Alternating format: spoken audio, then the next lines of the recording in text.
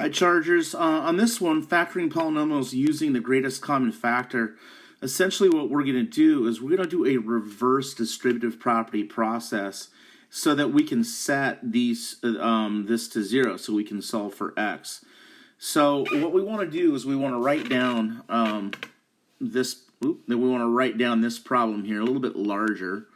Okay, and so I'm going to go 4x to the fourth, and we're adding that to 24x to the third.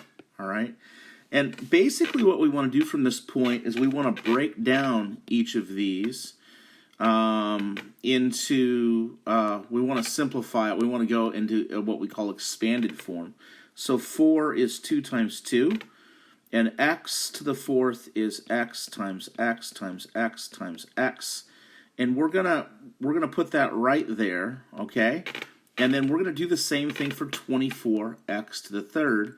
We're gonna break 24 down into 2 times 12, and 12 is 2 times 6, and 6 is 2 times 3. So 24, if we break it down to its prime components, is 2 times 2 times 2 times 3. 2 times 2 is 4, 8. And then we have 3x's, x times x times x times x. So once we've broken each of these down into this form, then what we can do is we can select what we have in common in each set of parentheses. In other words, what do they have in common? So I'm going to do that in the green. I have a 2 times 2 on the left, and so I have a match here. 2 times 2 on the right. And what that means is that is the number 4. You'll see where I'm getting at in a second, okay? And then, as I take a look at what else we have in common, if I look at the two lists, I have 3x's here and 4x's here. So I have 3x's here, or x to the third. So what we have in common in both of these is 4x to the third, okay? So those have already been factored out, and we have what we call leftovers, all right? We have this number that is left over and this number that is left over.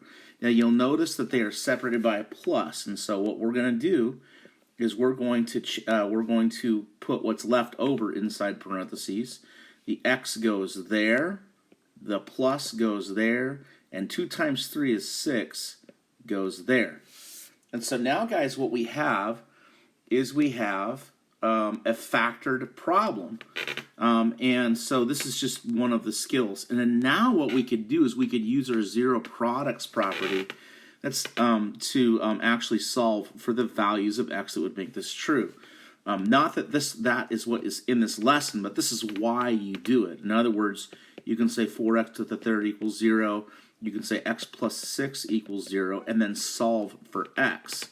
And, you know, you can probably see, I don't know, so this, the cubic root of 3 and the cubic root of 0 is 0, right? And then divided by 4, divided by 4. This one, x equals 0. And on this one, x equals -6. There are two numbers that make this true, 0 and another number, which is -6.